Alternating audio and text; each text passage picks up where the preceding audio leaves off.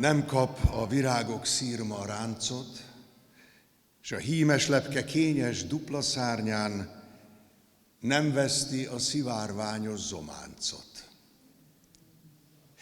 Tisztelt alpolgármester úr, tisztelt ügyvezetőasszony, tisztelt hölgyeim és uraim, kedves vendégeink! Babics Mihály esti kérdésének gyönyörű képével köszöntöm Önöket ezen a kora esti órán itt a pesti Vigadó falai között a Magyar Művészeti Akadémia székházában. A magyar líra egyik legnagyobb képviselője számára a zománc, a fény, a szivárványos színpompa és a harmónia eszenciája. Nagy örömmel szólok Önökhöz alkotmányos köztestületünk nevében a Zománc 45-50 című tárlat megnyitásakor, amely nemes anyag, egyben különleges művészi kifejezési forma, legjelentősebb hazai, de hozzátehetjük egyben fontos nemzetközi seregszemléje. Ezek a művek arra hívnak bennünket, hogy közelebb lépjünk, szemlélődjünk, és felfedezzük bennük azt az alkotói bátorságot, és azt a szakmai tudást, amely Kecskemétet a zománc művészet nemzetközileg is elismert központjává tette. A művek tanúbizonysága szerint a hazai zománc művészet mindig képes a folyamatos megújulásra.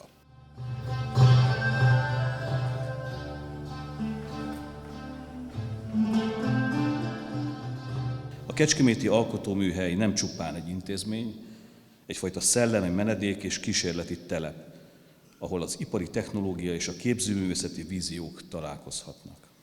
Jelen kiállítás az alkotóműhely legrangosabb kincseit mutatja be, melyek büszkén hirdetik, hogy a világ legmagasabb színvonalú és legértékesebb kortárs nemzetközi zománcművészeti gyűjteményét tudhatjuk magunkénak. Ennek bemutatására méltó helyszínül szolgál a Pesti Vigadó galériája, hiszen a belváros szívében található, rengeteg embernek hivatott megmutatni ezt a csodát, ezt a kincset. A művészet lemossa a lélekről a mindennapok porát, mondta Picasso. Engedjük mi is el a hétköznapok problémáit, és hagyjuk, hogy a zománc örök fénye, színeinek izzása ne csak a szemünket kápráztassa el, hanem a lelkünket, szívünket is melegesse meg.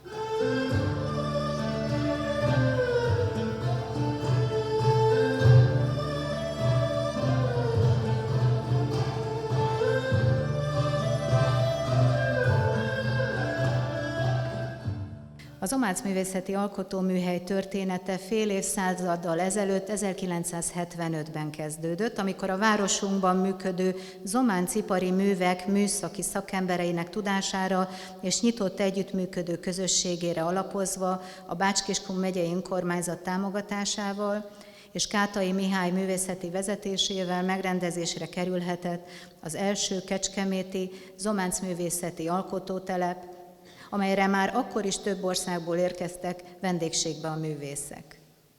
A jelentős elismerésnek és a nagy nemzetközi érdeklődésnek köszönhetően 1984-ben átalakult az időszaki működésű alkotótelep, és létrejött a Bács-Kiskun megyei önkormányzat nemzetközi zománcművészeti alkotóműhelye, amely már saját szakember gárdájával, és egész évben állt az ideérkező külföldi és hazai művészek rendelkezésére. Kérem, hogy olyan szeretettel és érdeklődéssel gyönyörködjenek az elmúlt évtizedek zománcművészetének különböző útjait és irányzatait reprezentáló alkotásokban, amilyen figyelemmel és szeretettel hoztuk el ezen alkotásokat önöknek erre a reprezentatív tárlatra.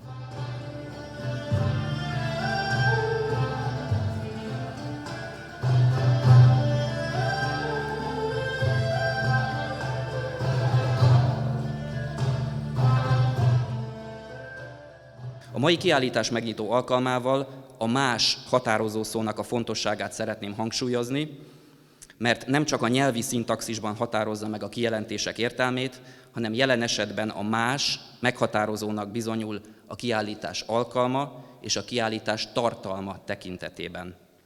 Vagyis két kérdés fogalmazódik meg a zománc apropóján, mi és miért. Kátai Mihály, a kortárs hazai zománcművészet doyenje így fogalmazott 1984-ben. Nincs egységes vélemény, mert a zománc művészet más. Valóban Kátai Mihály közel 10 évvel a Zománc művészeti alkotótelep elindulását követően már érezte a fogalmi definiálás és az önmeghatározás szükségességét, azonban a zománc művészet hívószavára alkotóközösségé formálódó pionírok elmulasztották ezt megtenni. A későbbiekben is elégtelennek bizonyult olyan identitáskép felvázolása, amely a mi nem ezek vagyunk, a mi tevékenységünk nem azonos azzal, tagadó értelmű kijelentésekkel akarta körvonalazni valaminek vagy valakiknek a létjogosultságát. Jelentem, a függvényérték mára olyannyira megközelítette az origót, hogy a zománc művészet Magyarországon kijelentés helyi értéke felvette a zéró pozíciót. Ezért mondtam az imént, hogy ez a kiállítás is más, mert az utolsó utáni pillanatról tudósít. Ha tudjuk és akarjuk definiálni a kortárs zománc művészetet, akkor ez a kiállítás akció és ez a megnyitó deklaráció, ellenkező esetben a kiállítás egy multidéző attrakció, és a megnyitó implicit nekrológ. Az első szöget akkor ütjük a koporsóba, ha azon kezdünk el lamentálni, hogy a zománc vajon képzőművészeti vagy iparművészeti kategória. Ugyanis a nyelv természetéből adódóan mindig van olyan interpretáció, amely kizárja a zománcot valamelyik kategória feltételrendszeréből. Ha az intézményi berendezkedés ezt a szemléletet követi, akkor technikák és műfajok kortárs megjelenési formája helyett már csak a művészettörténeti besorolás tartja életben a zománcot, és élő minőségét a múltban gyökerező tradíció őrzi meg. Nincs más alternatíva, mint előre menekülni, és az egyetemes művészet égisze alá vonni a technikát és a műfajt egyesítő zománc művészetet. Elődeink ezzel adósok maradtak, sajnos mi is. A technika azonban mesterség és szaktudás, a műfaj pedig tartalom és forma függvénye. A kurátori koncepció annak a Hollósy Katalinnak a nevéhez fűződik, aki zománc művészként egy évtizeden keresztül szervezte a szimpóziumokat az alkotótelep bezárásáig. A kiállítás rendezésében a történeti kronológia és az eszmei irányvonalak szétválaszthatatlanul alkotnak egy mintázatot. Az alkotótelep több mint 1600 darabos gyűjteményének mintegy 10%-ában nyerhetünk ma bepillantást, mert a tárgyak nagyobbik része bedobozolva és elraktározva várja, hogy a leltári számon kívül a köztudatba is nyerjen besorolást. A kiállítótér baloldali falszakaszán indul az alkotótelep első 10 évének története, amely Kátai Mihály művészeti vezetése alatt a zománc kép megújításának az időszakát jelentette. A geometrikus absztrakciótól a folklorisztikus figuralitásig terjedő széles skálán hazai és többnyire az egykori Szovjetunió tagköztársaságainak művészei kísérletezhettek új technológiával és ősi tradíciókkal. Az első alkotótelep 1975. évi megszervezését követően a 80-as évek derekán létrejövő zománc művészeti alkotóműhely irányítását Turi Endre vállalta hosszú évekig, akinek köszönhetően gyökeret eresztett a középkor óta elfeledett zománcplasztika és a lírai kifejezésmód a képábrázolásban. A mögöttem lévő fal ennek a korszaknak állít emléket kiemelkedő hazai és nemzetközi példákkal. Itt kell kihangsúlyoznunk Pap Gábor művészettörténész elévülhetetlen érdemeit, aki a 70-es évek közepétől több mint egy emberöltőn keresztül tanította az organikus gondolkodás szemléletformáló erejére az alkotótelepen dolgozó művészeket. Ha végig tekintenek a kiállítótér eddig említett egységeinek alkotásain, akkor az esztétikán túlmutató létértelmezés olyan kinyilatkoztatás erejű olvasatait láthatjuk megelevenedni a zománcban, amelyet Pap Gábor nélkül a feledés homálya fenyegetett.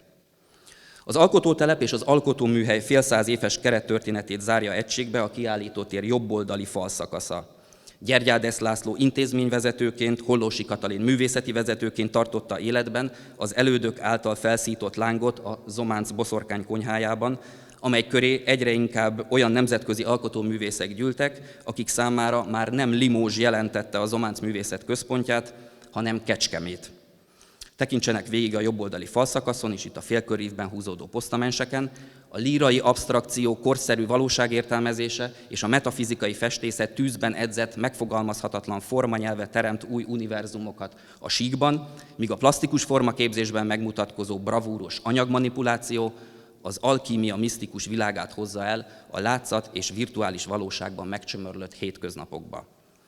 Tisztelt Hölgyeim és Uraim, a kortárs zománc művészet körül tapasztalható tétlenség állapota a korszerűség téves értelmezéséből fakad. Az anyagmegmunkálás költséges, a technika időigényes. A korszellem intenzíven ezek ellen dolgozik, mert értéket teremteni csak olyan befektetéssel lehet, amely erőfeszítést és áldozatokat kíván. A Kecskeméti Zománcművészeti Alkotóműhely és egykori alkotótelep ennek a szemléletnek a letéteményese. A zománc médiumában megtestesülő művészet nem az anyagnak vagy a műfajnak a függvénye, hanem az akciónak, hogy a létezés alapvető kérdéseire a materialista válaszok alternatíváját milyen hatásfokkal képes közvetíteni.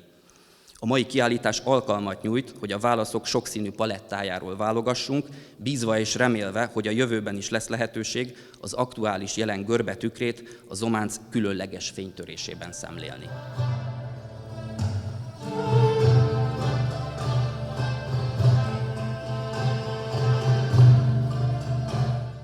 Én most nem mint kurátor, hanem mint zománcművész szeretnék a társaim nevében is néhány mondatot elmondani. Először is a köszönet szaván. Köszönöm, akik megértették és meghallották, amit szerettem volna közvetíteni magáról, a mai magyar zománcművészetről, annak helyzetéről. Köszönöm, hogy a Művészeti Akadémia befogadta és támogatta ezt a kezdeményezést. Ezen kívül Kecskemét városának is köszönöm, a Kecskeméti Kortárs Művészeti Műhely vezetőjének is, hogy minden segítséget megadott ahhoz, hogy ez a kiállítás így megvalósulhasson. A művészek részéről egy gondolatot szeretnék tolmácsolni, hogy mi dolgozni szeretnénk. A másik gondolat, hogy még vagyunk páran, akik talán vagyunk még olyan szellemi és fizikai állapotban, hogy át tudnánk adni még azt, amit tudunk, de már nem sokáig. Tekintsék meg a kiállítást.